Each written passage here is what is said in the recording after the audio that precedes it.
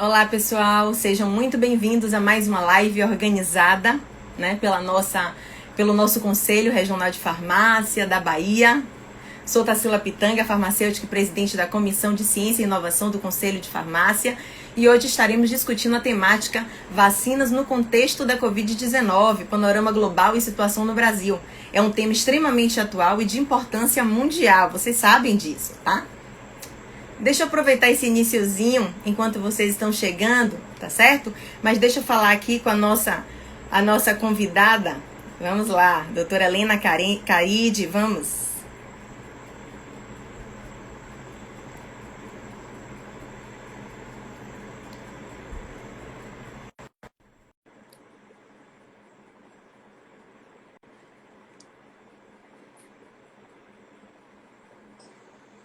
Oi, Tarsila.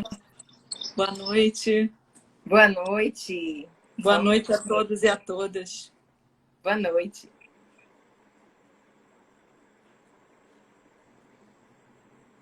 Tô só aguardando aqui você aparecer aqui a imagem, que não tá aparecendo. Para mim tá aparecendo. Será que é? Tá aparecendo? Tá.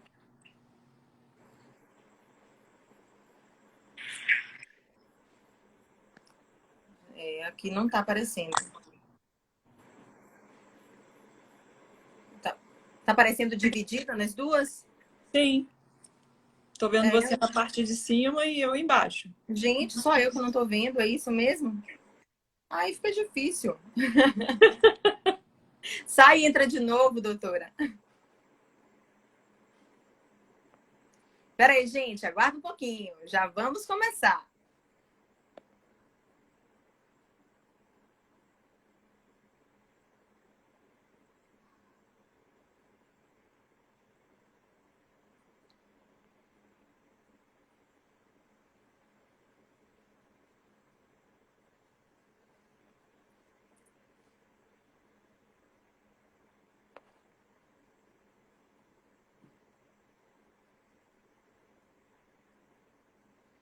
E aí, doutora Helena, conseguiu entrar?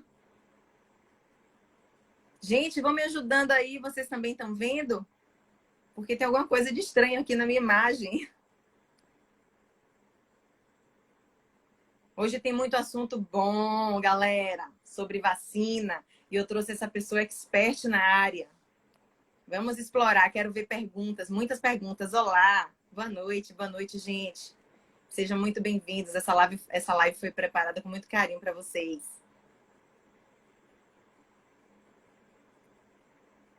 A gente está tendo algum probleminha aqui para adicionar a nossa palestrante. Só um instante, gente.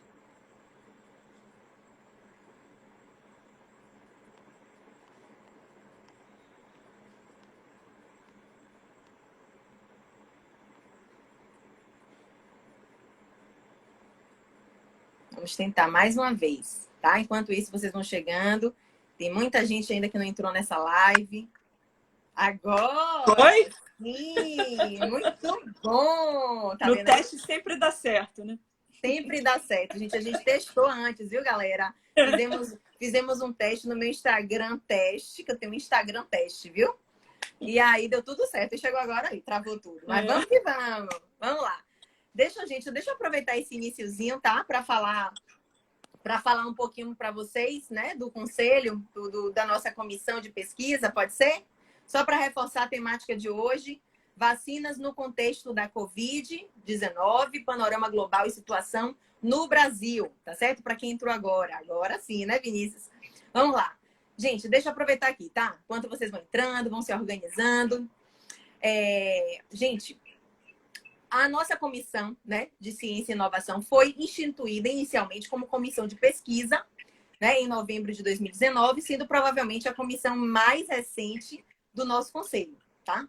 Nossa comissão surgiu a partir de uma percepção da necessidade de incentivar e valorizar a carreira do farmacêutico pesquisador dentre as várias especialidades atualmente atribuídas ao farmacêutico.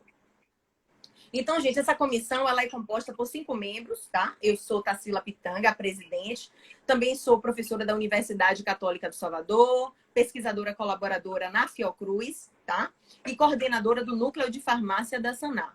Além de mim, compõe essa comissão doutora Bruna Machado, que é pesquisadora da Senai, doutora Marilda Gonçalves, diretora da Fiocruz e professora titular da UFBA, doutor Ricardo Rício, pesquisador da Fiocruz Bahia, e doutor Vinícius Rocha, que é especialista do Instituto Senai de Inovação, que é Senai Cimatec, certinho? Então, nossa intenção, gente, com essa comissão, né, de ciência e inovação, é incentivar graduandos e jovens farmacêuticos a conhecer o campo da pesquisa científica, auxiliar na aproximação entre essa iniciativa privada, né, e a academia, encorajando o incentivo à pesquisa, promover eventos e ações, além, claro, da divulgação, né, da ciência. Então, nossas atividades, infelizmente, né, quando a gente iniciou, a gente precisou interromper por conta dessa pandemia. E essa hoje é, de fato, a primeira atividade concreta que a nossa comissão está organizando, com a doutora Helena Caride, tá? Iniciamos com o pé direito essa nossa live top com essa super pesquisadora. Ela é bióloga, mestre e doutora em química biológica, né, nos temas fatores de transcrição e Schistosoma mansoni e variabilidade genética e resistência aos antirretrovirais para HIV-1. Em 2002, ela ingressou como tecnologista do Instituto de Tecnologia em Imunobiológicos, né, Biomanguinhos, na Fiocruz, e atualmente gerencia o programa de vacinas virais, né, da Vice-Diretoria de Desenvolvimento Tecnológico de Biomanguinhos. Seja muito bem-vinda a essa live, doutora Helena. Obrigada, Tarsila. Obrigada pelo convite. Parabéns aí pela iniciativa, porque essa discussão aí científica é muito importante para todos, né? Ainda mais nesse contexto aí de pandemia.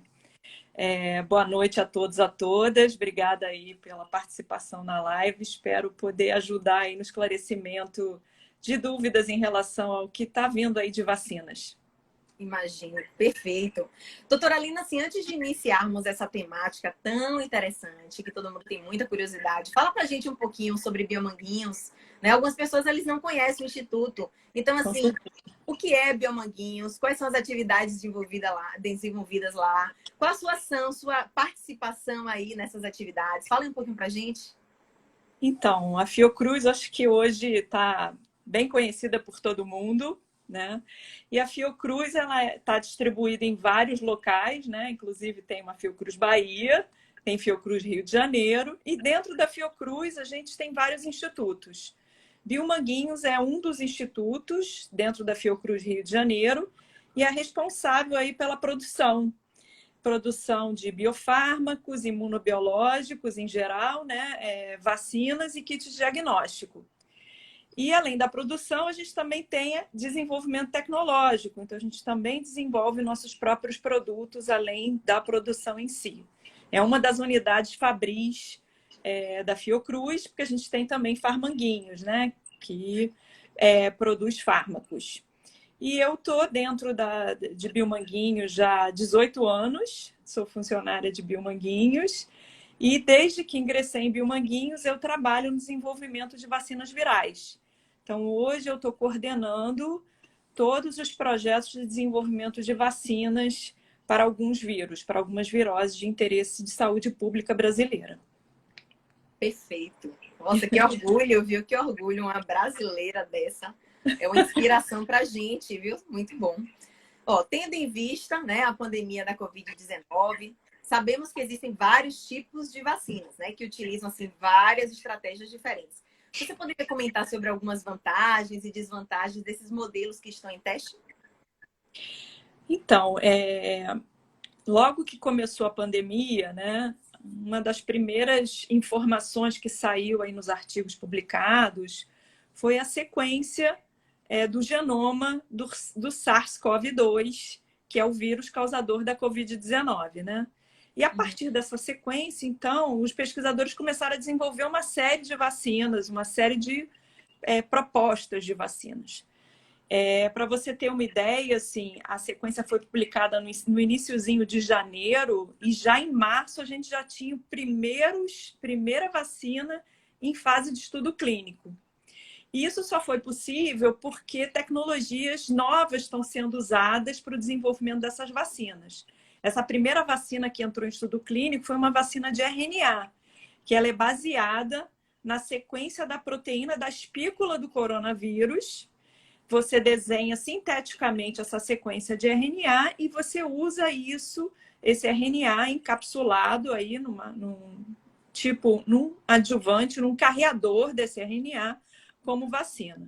Mas além das vacinas de RNA, que é um ácido nucleico, né, temos vacinas também de DNA e temos outras vacinas também inovadoras, como vacinas que usam vetores virais.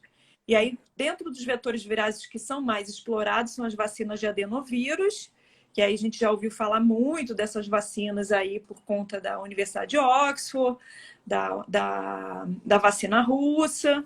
Temos também umas rotas mais clássicas de desenvolvimento de vacinas que estão sendo utilizadas como vacinas inativadas, em que você pega o vírus completo e inativa ele quimicamente, né? E também vacinas que usam uma fração do vírus, que é o que a gente chama de vacinas de subunidade, que são também vacinas mais clássicas, que a gente tem exemplos aí, por exemplo, de hepatite A, ou vacinas mais clássicas de vacinas inativadas e de rotas de desenvolvimento. Essas vacinas, elas são todas vacinas consideradas não vivas, então elas são rotas mais seguras no sentido de que você não tem um vírus vivo ali e você pode ampliar bastante os grupos a serem vacinados, né? Porque quando você tem uma vacina viva, pessoas que são imunodeprimidas não poderiam utilizar essas vacinas vivas, então elas são uma rota ideal para você licenciar uma vacina mais rapidamente, né?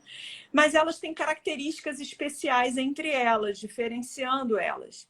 Então, por exemplo, vacinas de subunidade inativadas, elas precisam de um adjuvante, que é um imunoestimulador, enquanto vacinas de adenovírus, o próprio adenovírus serviria como imunoestimulador aí para essa vacina.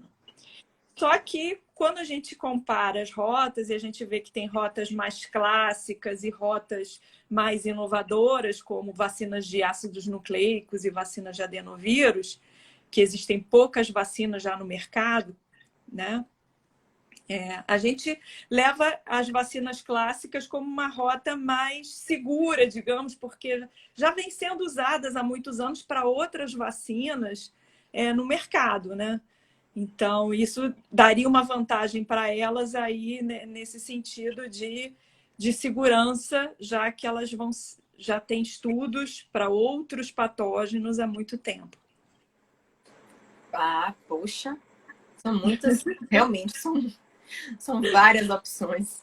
Vem cá, e quando é que você acha que essas vacinas vão estar disponíveis para a população?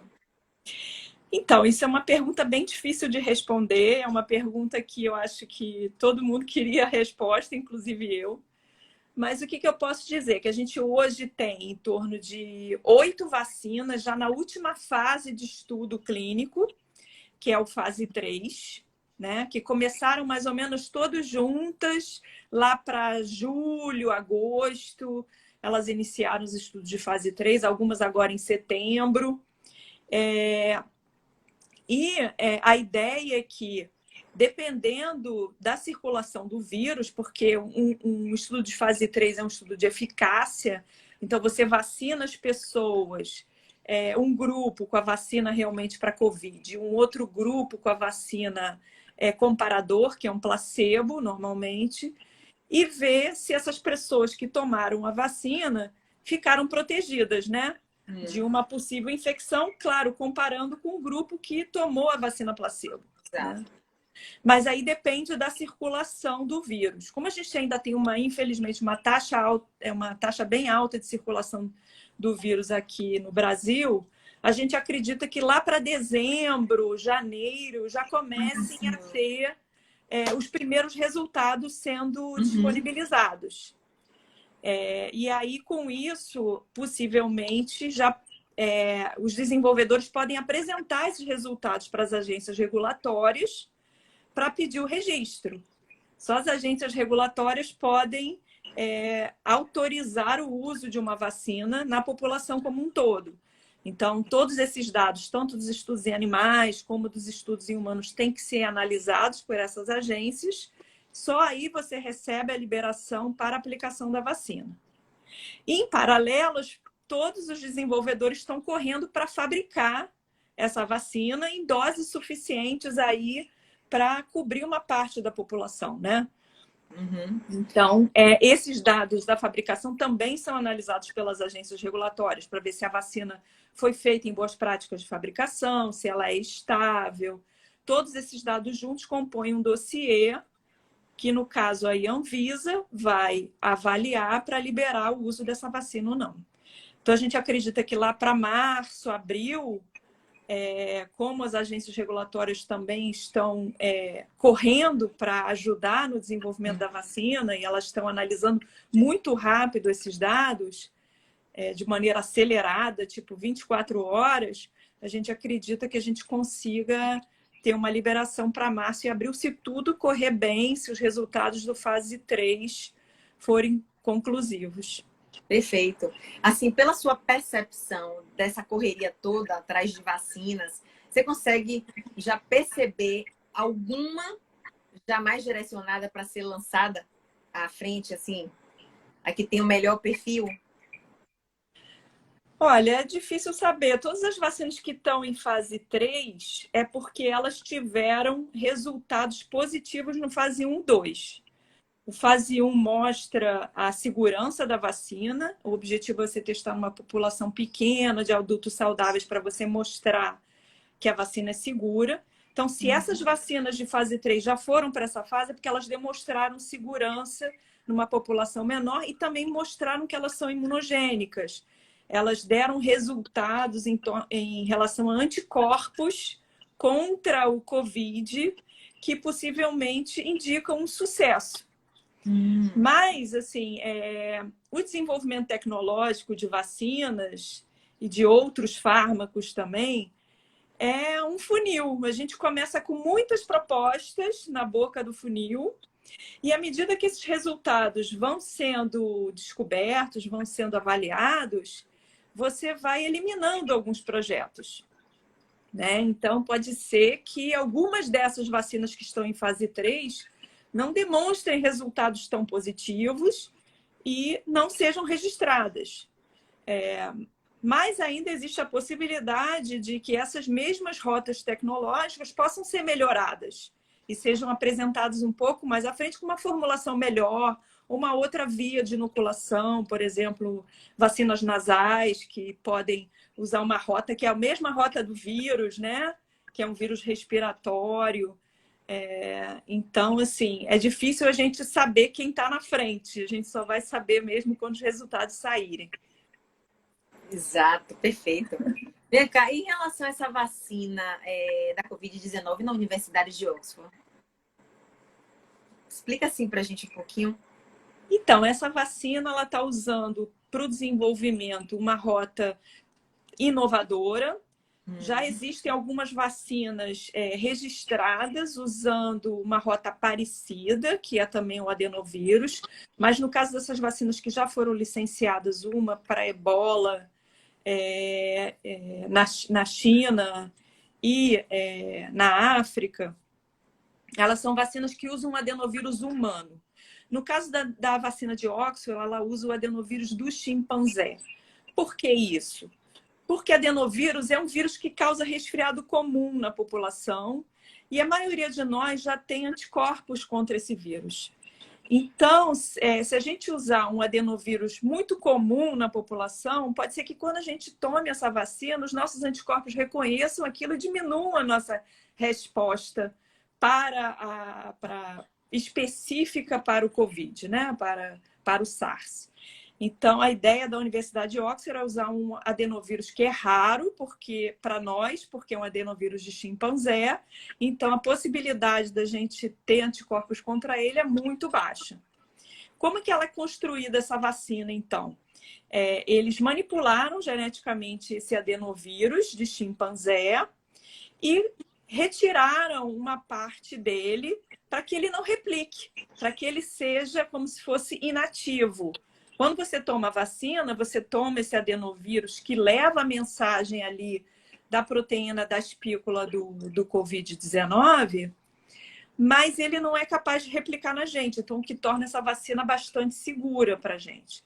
Então, eles retiraram, manipularam geneticamente esse vírus de forma que ele não consiga replicar e inseriram na mensagem, no genoma desse vírus, um pedacinho do genoma do SARS-CoV-2, que é a proteína, que é o gene que codifica para a proteína da espícula, né?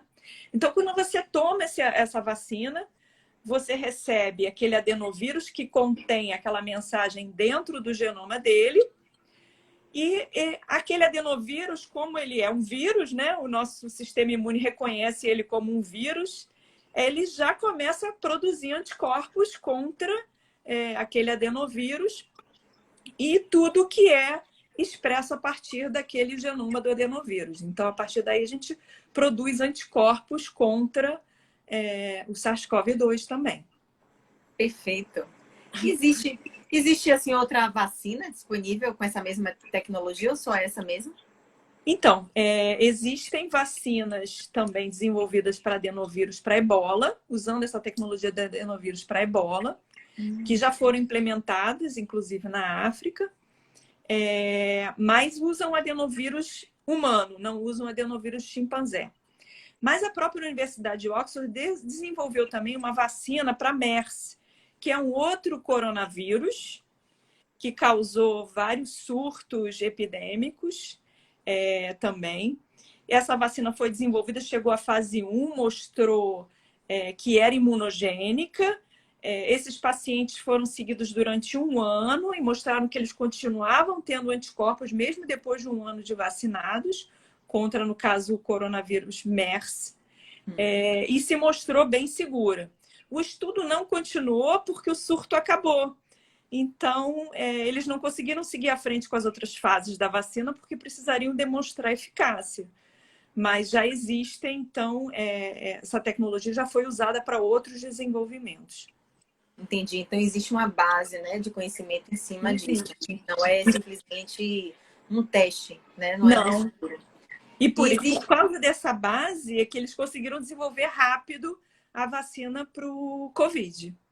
Perfeito. Que outras vacinas estão em desenvolvimento no Brasil? Acho que é importante, né, já que a gente está falando na vacina, né? O que você... Então, Bill Manguinhos fez esse acordo com a Universidade de Oxford e a AstraZeneca, que é quem está fazendo a parte do escalonamento. E a gente tem também uma vacina inativada que foi desenvolvida pela Sinovac e que é um acordo entre a Sinovac e o Butantan, que também está sendo testada aqui em fase 3 no Brasil. E o Butantan também vai transferir a tecnologia para que a gente fique independente, tanto Bill Manguinhos como Butantan vão transferir as tecnologias para que a gente possa produzir a vacina aqui para a nossa população, né? E essa vacina é uma vacina inativada, uma rota mais clássica de desenvolvimento de vacinas, mas requer instalações adequadas para você cultivar o vírus, né? Além dessas 2 vacinas que vão ter uma transferência completa, né, aqui para o Brasil, vão ser produzidas aqui no Brasil, existem outras vacinas que estão sendo testadas também. Como a vacina que está sendo desenvolvida pela Janssen, que também usa um adenovírus, e aí, no caso, o adenovírus 26, que é um adenovírus humano, né? E, recentemente, o Tecpar anunciou uma colaboração com a Gamaleya, o Instituto Russo Gamaleya, que desenvolveu também uma vacina de adenovírus, e ela, na verdade, usa 2 adenovírus, o adenovírus 5 e o adenovírus 26. Isso é esse cenário que a gente tem aqui no Brasil. Tem também a vacina da Pfizer. A vacina da Pfizer também está sendo testada em fase 3 aqui no Brasil. Mas essa, não sei se ainda vai ter produção no Brasil. Agora você observa, né? A produção de vacina é um processo, né, de pesquisa clínica que é demorado, né? Para o desenvolvimento... Gente, perdão, viu? O bebê tá chorando do lado. Então, assim, esse processo de pesquisa clínica geralmente é demorado, a gente sabe disso, né, para o desenvolvimento de vacinas. O comum é que demore bem, justamente porque envolve, né, um estudo clínico, né? A gente tem a fase pré-clínica, enfim, a fase clínica demora. Assim, que tem assim de especial que está? Claro, é claro que a gente sabe o nosso contexto da pandemia, né? Mas por que está sendo tão rápido nessa fase?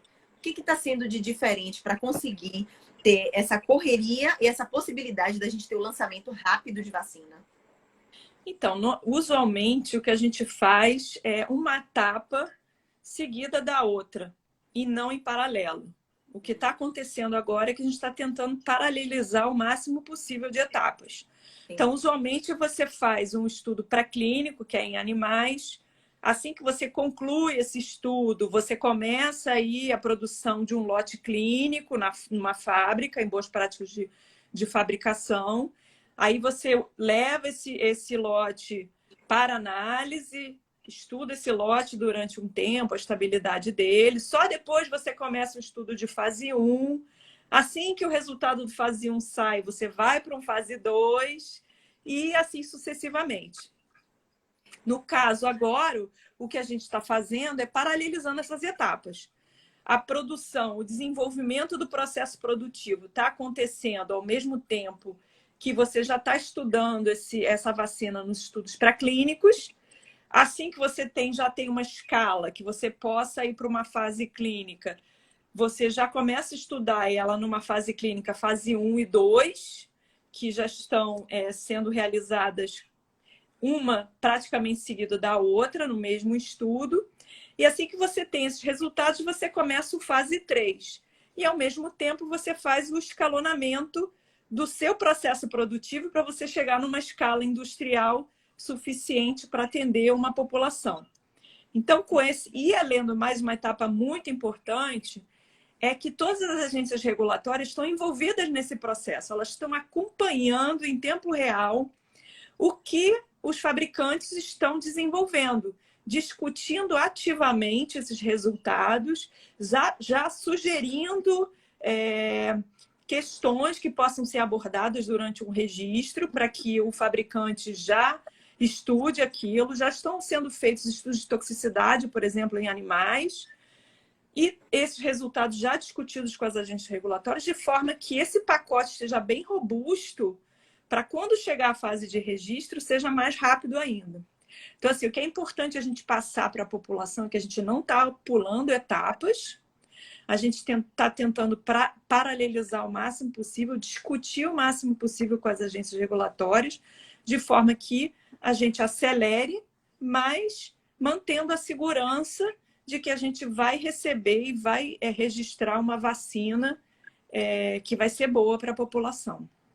Então, assim, todos os ensaios clínicos estão sendo respeitados, né? Assim, vocês estão seguindo, só que a diferença é que, para o caso da pandemia, né, do Covid, vocês estão fazendo um processo em paralelo para conseguir avançar. Então, o que demoraria 2 anos, vocês estão tentando 2, 3 anos, por exemplo, ou mais, né? Muitas vezes demora bem mais tempo, a depender enfim, da estratégia que vocês vão utilizar, do tipo da vacina, demora mais tempo. Mas vocês estão correndo realmente, porque estão fazendo as etapas em paralelo. É isso? E outra coisa uma rota tradicional pode demorar entre 10 a 20 anos, dependendo da complexidade, né? Do estudo, da vacina, etc. Porque em desenvolvimento nada é estanque, né? A gente não tem como prever. Pode ser que a gente tenha que voltar um pouquinho uma etapa para acertar uma formulação e retestar. Então, a gente fala entre 10 a 20 anos. E outra coisa que é importante dizer é que aquele momento que eu te falei lá para dezembro, janeiro, os resultados que vão sair são resultados preliminares. E o que as agências regulatórias vão disponibilizar é um registro provisório. Mas o estudo continua. O estudo de fase 3 vai levar 3 até 5 anos de segmento, porque os pacientes precisam ser seguidos, esses pacientes que foram vacinados nessa fase, por 1, 2, 3 anos, para ver se eles realmente vão manter a imunidade, se essa vacina vai precisar ser uma vacina anual, porque a imunidade vai cair. Eu ia perguntar isso agora. Se ela pode ser dada concomitantemente com outras vacinas.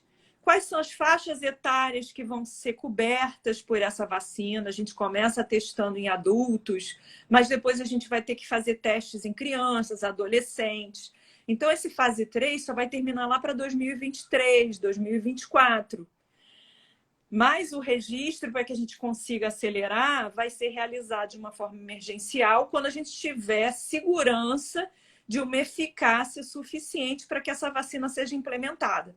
Por isso é difícil eu te dizer quando, porque Entendi. depende que esses resultados saiam e que eles sejam resultados robustos para que a gente chegue a um registro emergencial. Entendi. Então, realmente vai levar um tempo, assim, as pessoas ficam preocupadas, né? Sempre surgem essas perguntas. Poxa, mas será que não vai sair agora em dezembro? Ah, eu tô na esperança de já começar o ano novo, né? Imunizado, para poder a gente voltar à academia, enfim, tranquilo aos bares, enfim, são os comentários que a gente ouve sempre. Só que a questão toda é que a gente tem que tomar um cuidado, a gente tem que ter receio. Porque esse é um processo, como você falou, preliminar. A gente ainda não sabe qual vai ser a repercussão. A gente ainda não sabe se essa proteção é uma proteção temporária, anual. A gente não sabe se a pessoa vai estar imunizada. E outro ponto importante, né, que eu vou até te perguntar. Vários casos já aconteceram de uma pessoa que já pegou Covid, né, que já pegou, e que agora está de novo com Covid. Ou seja, sempre fica assim, como assim? A ideia não era a gente já pegar logo o vírus para já estar imunizado? Isso, então, assim, o que a gente percebeu é que é algo diferente, tá? E aí não é simples. Então, assim, comenta um pouquinho sobre isso com a gente, vá. Sobre essa coisa de você pegar o vírus e falar, já estou imunizado. Não é bem assim. Então, já começaram a sair alguns trabalhos falando de reinfecção. Mas reinfecção, é claro que a gente tem que lembrar que a gente só tem 6 meses de pandemia. Então, a gente não conseguiu ver todos os dados, ter todos os resultados, né? Mas esses casos de reinfecção são raros e ainda estão sendo estudados. Então, existem algumas possibilidades. A pessoa pode ter tido um falso positivo no teste e achar que teve a Covid e realmente não teve Covid. E aí ela está achando que teve uma reinfecção. Pode ser que a pessoa realmente teve Covid, mas não soroconverteu e não ficou protegida. Mas ainda são casos raros, porque eu imagino que se a gente tivesse tendo realmente possibilidade de reinfecção, a gente já está vendo uma segunda onda aí de pessoas que se contaminaram lá no início da pandemia e agora estavam se contaminando de novo, estariam se contaminando de novo, né? Então, essa questão da reinfecção, a gente ainda precisa estudar melhor para ter certeza se realmente é uma realidade. Outra possibilidade é o vírus sofrer mutações suficientes para que ele escape ao sistema imune, né? Então, o nosso sistema imune não reconheceria mais aquele vírus como o SARS-CoV-2, né? Ele já seria praticamente um outro vírus, porque ele teria mutações suficientes para escapar, né? Então, mas uma coisa é certa, a gente hoje não tem dados suficientes para dizer, olha, a gente teve Covid hoje, a gente vai estar protegido por 10 anos, a gente vai estar protegido por 1 ano. A gente não tem certeza, porque a gente não teve tempo para analisar isso. E, certamente, a gente tem visto que os anticorpos, eles vão caindo ao longo do tempo. Existem vários estudos sorológicos de soroprevalência que mostram que os anticorpos vão caindo ao longo do tempo. Mas a gente não tem só esse elemento no nosso sistema imune que nos protege. Nós temos, hoje existe toda uma discussão, e aí a população também já está ouvindo, aí das células T, né? Que são células que trazem uma memória, são uma resposta, um outro elemento de resposta imune, que é fundamental e que a gente não consegue medir com os testes hoje que a gente tem de rotina, né? Porque são usados testes mais complexos. Então, a gente tem uma série de barreiras imunológicas que não só são os anticorpos IgG aí que a gente está testando nesses testes rápidos, né? Que nos protegem também. Então, a gente tem que ver ao longo do tempo se isso vai realmente se mostrar que esses anticorpos vão cair e as células T não vão proteger, para a gente afirmar que a reinfecção vai ocorrer de tempos em tempos, né? A gente aproveita até essa deixa, né, desse comentário para ver aqui, olha aqui alguns comentários. Eu vou começar primeiro por Emerson, viu? Porque Emerson já tem um tempinho que ele lançou essa pergunta, aí depois a gente vai aqui para a pergunta de Descomplicando a Farmácia. Mas vamos para lá, vamos subir aqui. Emerson fala assim, boa noite. Qual a maior preocupação para a distribuição dessas possíveis vacinas vindas de outros países quando se pensa nas distâncias entre os estados do nosso país? Emerson, uma ótima pergunta. Assim, a cadeia de frios é uma preocupação, sempre foi uma preocupação do Ministério da Saúde, né? Porque a gente tem que fazer a vacina chegar lá no norte, no nordeste, e numa temperatura adequada. Por isso que é muito importante a gente estudar a termostabilidade das vacinas. Porque a gente precisa garantir não só que a cadeia de frio vai entregar essa vacina na temperatura que ela deve permanecer, mas se acontecer alguma coisa, dessa temperatura mudar nesse caminho, será que eu estou seguro? Eu posso usar essa vacina? Então, essa termostabilidade tem que ser estudada. Agora, a gente tem que lembrar também que a gente tem um Programa Nacional de Imunizações, que é o PNI, que é muito robusto, muito experiente e que hoje nos entrega vacinas que estão aí no sistema público de saúde, né, no SUS, no Brasil inteiro. Então, a gente já tem essa cadeia, essa rede de frios estabelecida. Então, o Brasil está preparado para distribuir essa vacina. Está bem preparado. Hoje, a gente tem várias campanhas, por exemplo, de influenza, que são no Brasil inteiro para gripe, né, a vacina da gripe. E temos postos espalhados no Brasil todos, temos uma rede de frio que distribui essas vacinas. Então, nós temos competência instalada para isso. Maravilha. Inclusive, isso dá uma tranquilidade muito grande para a gente, né? Porque se você pensar realmente no país, na dimensão que é o nosso país, todo cuidado é pouco. Quer dizer, não é pensar apenas na tecnologia, a vacina está pronta, mas até que ponto o que a gente pensa, desenha, vai ser, né, real, né, no tratamento. Outra pergunta aqui, ó. Qual será a capacidade de produção de biomanguinhos em relação à vacina? Então, a gente está começando também tudo em paralelo, né? A gente está começando a discussão da transferência de tecnologia completa aí para a gente ficar independente nessa produção dessa vacina, se tudo correr bem, se ela for registrada. Então, no início aí, a gente vai ter 100,4 milhões de doses disponibilizadas na primeira fase, onde a gente vai fazer a formulação aqui e já fazer a formulação e o invase dessa vacina. Mas, em paralelo da transferência de tecnologia, a gente vai estar apto, quando essa transferência se concretizar totalmente, que a gente espera que seja no segundo trimestre do ano que vem, de uma capacidade de 30 a 40 milhões de doses por mês. Então, a gente vai ter uma capacidade instalada muito boa, muito robusta, à medida que a gente transferir toda essa tecnologia aqui para a Fiocruz. E vamos ter outras vacinas aí entrando, como eu falei também do Butantan, e eles vão ter a capacidade deles instalada também de entregar essa vacina. Né? Mas isso ainda vai demorar um pouquinho para a gente conseguir transferir ela toda e estar capacitado a produzi-la.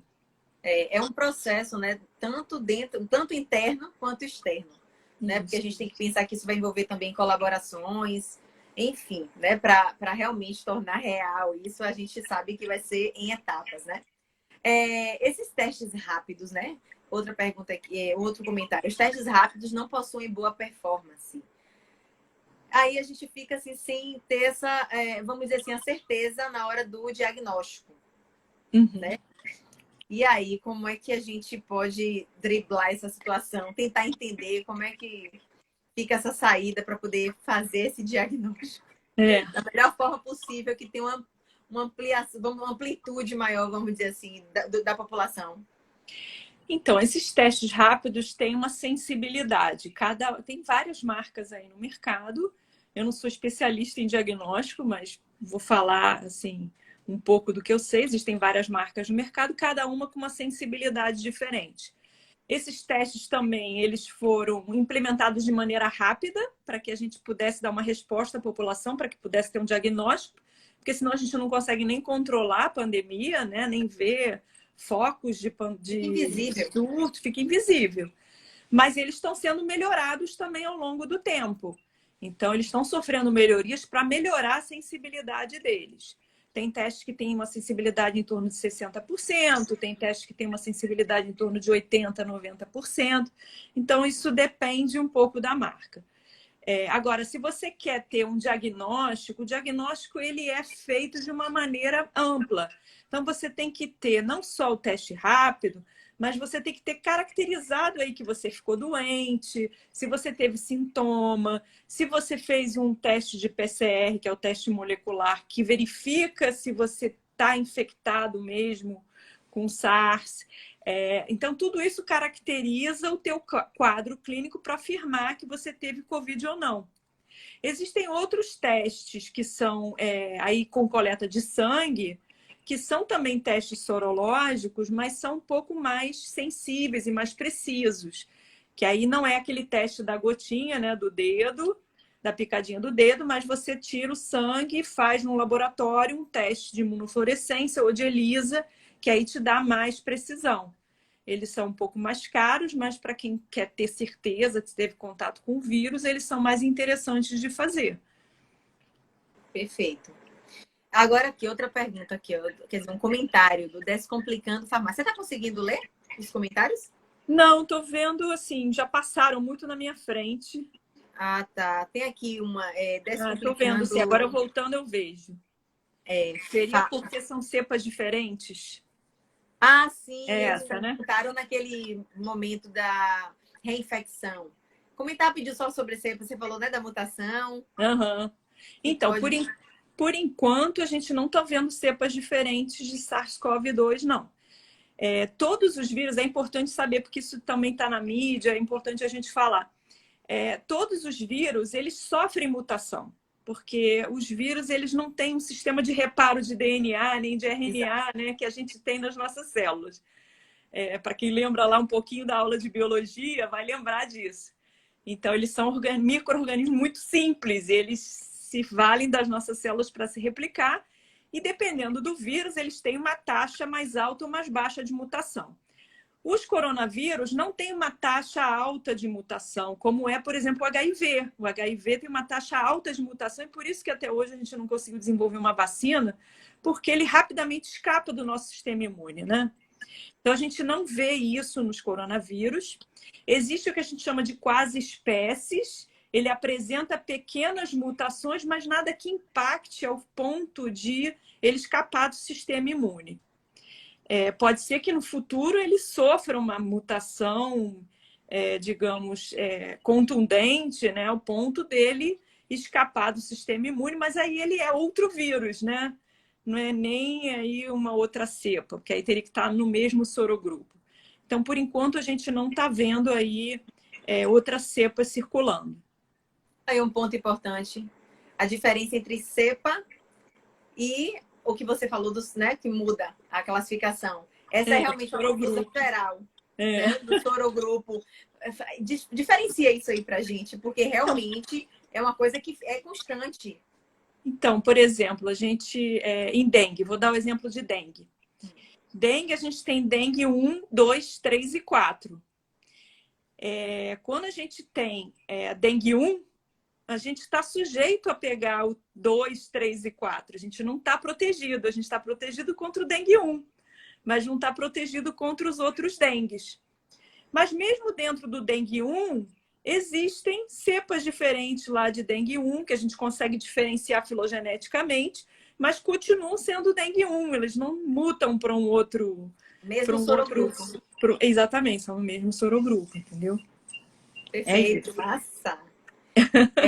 E isso que ele falou aqui da imunidade de 3 meses, ele pediu para falar um pouquinho sobre isso, porque estão comentando que, eu não sei se é isso, viu? Descomplicando farmácia, não sei se você quis dizer isso, mas quando a pessoa se reinfecta, é isso, que ele gera uma imunidade de 3 meses, eu particularmente não conheço essa informação, mas é importante, né, doutora Helena, se você tiver alguma informação sobre isso, eu não sei exatamente do que ele está perguntando, mas talvez ele tenha lido alguma coisa de que a imunidade só duraria 3 meses, pode ser isso. Depende. Por exemplo, os casos assintomáticos que foram acompanhados, e talvez seja isso que ele leu, alguns casos assintomáticos que têm um nível de anticorpos mais baixo, aí o IgG, quando você faz o acompanhamento desses pacientes, você vê que depois de 3, 4 meses, ele já não apresenta mais anticorpos. Mas a gente falou também que os testes têm limitações. Então, a gente tem que levar isso em consideração. Ele não tem mais anticorpos ou o teste já não está pegando o nível de anticorpos que ele tem? E aí, será que ele tem uma resposta celular robusta que protege ele? Tudo bem, eu não estou vendo ali os anticorpos, mas ele tem as células de resposta imune que estão protegendo ele possivelmente. A gente vê também que casos moderados e mais graves apresentam títulos de anticorpos mais altos. Então, eu, por exemplo, tive Covid em abril e eu meço regularmente o meu IgG com testes rápidos. E até hoje eu tenho IgG e tenho anticorpo neutralizante também, porque o laboratório fez pesquisa de anticorpos neutralizantes presentes ainda.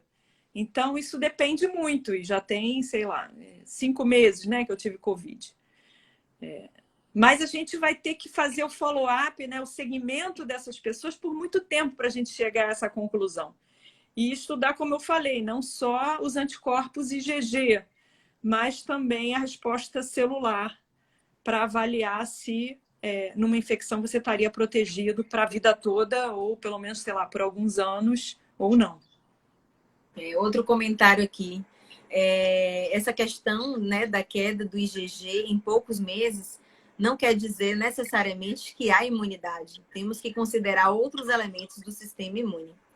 Exatamente, foi isso, né, que você comentou. Perfeito, exatamente. Então, aí a gente pode falar até um pouquinho, sabe o quê? Do desafio, que é a vacina. É um grande desafio, não é apenas um novo fármaco, não é não é um fármaco novo, que a gente vai testar a farmacodinâmica para ver se reduz o mecanismo, né, de infecção. Não é isso. Então, é algo maior, que depende do sistema imune, que depende de uma tecnologia que você vai utilizar. Quer dizer, você faz um compilado de tudo isso, envolve um tempo necessário de ensaios clínicos, né, que não vai ser fácil, não vai ser rápido. Então, tem todo um contexto. Então, a gente se depara com o quê? Desafios para o desenvolvimento de vacinas. Uhum. Aí é o que você está imersa, a sua realidade. Então, assim, aí é mais um relato que eu quero que você converse com a gente um pouquinho, até para, né, compilar alguns pontos importantes que a gente discutiu hoje e falar um pouco dessas incertezas, né? Porque todo mundo tá... A verdade é essa, né? É um ponto importante, inclusive, dessa live. Todo mundo está perguntando quando vamos ter a vacina. Quando seremos vacinados? Quando é que a gente vai conseguir voltar à nossa rotina? Porque não está fácil para ninguém essa realidade. É uma rotina que está muito difícil. Então, todas as nossas energias estão sendo assim, estamos, na verdade, assim, na esperança de ter a vacina. É quase que fosse estamos implorando por isso, sabe? Só que a gente também precisa ter esse conhecimento de que por trás desse estudo, dessa correria toda, para poder tentar avaliar a melhor tecnologia, para poder fazer os testes em paralelo, como você falou. Imagino quanto que vocês estão correndo para resumir o que seria o tradicional de 20 anos, como você falou, em algo de um ano. 1 ano a 2 anos, que a gente também não sabe. Quer dizer, são muitas, vamos dizer assim, lacunas, talvez, questionamentos que vão vir no meio do caminho, surgindo, para poder mostrar para a gente, olha, peraí, talvez o caminho seja outro, não é isso? Então, assim, fala um pouquinho para a gente sobre esses desafios, sobre essas possíveis incertezas, até para a gente ficar com aquela sensação de que, ó, eu sei que estamos dando o nosso melhor, sabe? Com certeza. Assim, é importante falar que a gente não pode abrir mão das medidas não farmacológicas. A gente está nessa expectativa, todo mundo quer vacina, mas num primeiro momento a gente possivelmente não vai ter doses para todo mundo no Brasil. A gente vai ter que escolher grupos prioritários, os grupos mais acometidos pela doença. Então, não abram mão das medidas farmacológicas, vamos frear essa epidemia. E aí a complexidade de desenvolver vacinas é, como você já falou, desde o pré-clínico, né? A gente vai testar em animal, a gente testa uma determinada dose no animal. Mas pode ser que essa dose não seja uma dose suficiente para imunizar por longo tempo, por exemplo, uma pessoa. Então, a gente às vezes tem que voltar um pouquinho atrás, readequar essa dose. A estabilidade da vacina, esse antígeno vacinal, né? Ele está estável nessa formulação da vacina? Essa formulação ela é suficiente para chegar lá em Manaus estável? Então, isso é complexo também de se estabelecer. Ao mesmo tempo, eu preciso produzir 30 milhões de doses por mês. Qual é o tamanho do equipamento que eu vou precisar usar para produzir essa quantidade de doses? Eu vou conseguir crescer essa vacina, né? Produzir essa vacina nesse quantitativo, naquele volume? E depois, como é que eu vou purificar isso? Existem várias etapas de purificação. Nessa purificação, eu vou perder um pouco desse meu antígeno, dessa minha vacina? Com quanto que eu vou ficar? Isso vai ser suficiente para eu entregar as doses que eu prometi? Tudo isso a gente está estabelecendo nesse momento. A gente não tem um processo pronto, né? A que temperatura eu tenho que produzir essa vacina? A que temperatura eu tenho que estocar essa vacina? Que foi uma pergunta aí que fizeram. A que temperatura ela fica estável e por quanto tempo? Como é que ela vai se comportar na sala de vacina? O frasquinho vai ter uma dose só? Vai ter 2 doses? Vão ter 5 doses o frasquinho? Se ela fica estável por 4 ou 5 horas depois que eu abrir o frasquinho, quanto tempo eu vou conseguir imunizar as pessoas dentro da sala de vacinação? Né? Porque a gente vai desde o laboratório até a sala de vacinação pensando em todos os aspectos. Ela vai ser injetável? Ela vai ser intramuscular? Ela se comporta bem no músculo? Ela é bem apresentada para o sistema imune no músculo? Todos esses aspectos a gente tem que estudar durante o desenvolvimento da vacina. E hoje a gente vai tá tendo que fazer escolhas rápidas, sem conseguir testar, de repente, tudo que a gente queria em doses, em rotas, mas para ser o mais assertivo possível, né? Então, assim, é um grande desafio. E como eu falei, assim, o desenvolvimento tecnológico é um funil. Você começa lá com 250 projetos, mas à medida que você vai caminhando e vai se deparando com esses desafios, alguns, por exemplo, eu não consigo escalonar para uma escala que seja suficiente para atender uma população inteira. Então, essa vacina não me serve, porque se eu não conseguir escalonar o processo, eu não consigo implementar. Algumas, elas funcionam muito bem para animais, mas quando a gente vai para humanos, ela não é tão imunogênica. Então, ela também falhou, essa vacina. Às vezes ela é boa para camundongo, mas ela não se mostra muito bem para macaco. Então, ela também já falhou. Ou ela precisa de um adjuvante, esse adjuvante que estimula o sistema imune. E eu não estudei ele lá no início, eu vou ter que estudar ele lá mais na frente, então eu vou ter que dar um passinho atrás. Então, são muitos desafios ao longo de um desenvolvimento que podem levar a uma falha nesse desenvolvimento e que a gente está tendo que superar rapidamente. E por isso, tantas ações em paralelo ao mesmo tempo. E hoje, as agências regulatórias, por exemplo, pedem que você teste uma vacina e que mostre que ela é imunogênica e segura em vários modelos animais. Então, todos esses modelos estão sendo testados em paralelo. E aí a gente vai com foco. Eu quero usar só uma dose. Porque o ideal é que dê uma dose, a pessoa saia imunizada, feliz da vida e protegida. Mas, ao longo do desenvolvimento, por exemplo, da vacina de Oxford, se verificou que uma segunda dose dá uma imunidade mais robusta, principalmente em idosos, em pessoas mais velhas, que já têm um sistema imune mais enfraquecido. Uma resposta não tão boa.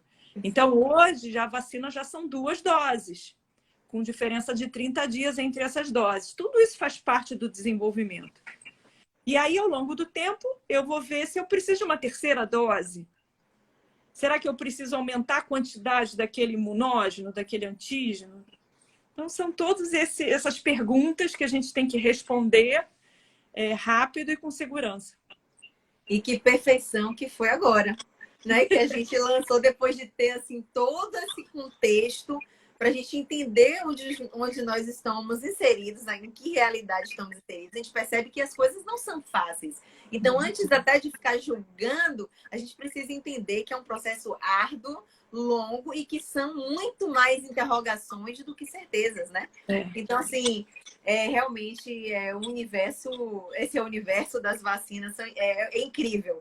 E a vida de todos nós estamos, digamos assim, estamos dependentes disso, certo? E que fique a mensagem de agradecimento, vou aproveitar, né, gente, do horário. É um momento, assim, para agradecer a suas palavras, sua suavidade para passar um conteúdo tão rico. Pode ter certeza que a gente sai ganhando muito com essa live. É um conteúdo, gente, que tem que ser registrado, tá certo? Isso vai virar conteúdo, com certeza. A gente vai estar disponibilizando esse conteúdo. E é isso. Eu queria realmente agradecer pelo aceite, né? Que bom que você está com a gente. E que volte outras vezes para outras lives, porque foi maravilhoso. Obrigada. Aprendemos muito, todos nós, viu? Realmente estamos muito felizes. Eu vou aproveitar, gente, esse momento também para agradecer o conselho, né? Pela organização do evento.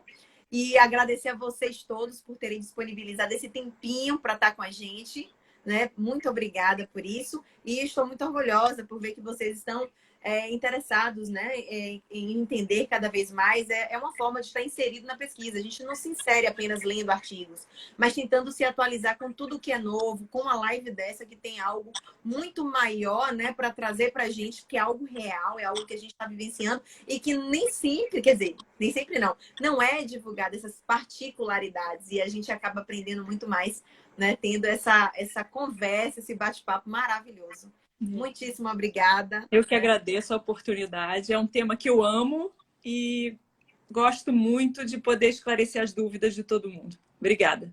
Maravilha, gente. Valeu. E um beijo especial aí para o nosso conselheiro Fernando, que ele também ajudou muito a gente. E um grande beijo para a minha comissão linda, incrível, que me ajudou aí nessa organização. Gente, valeu. Muitíssimo obrigada. Boa noite, pessoal.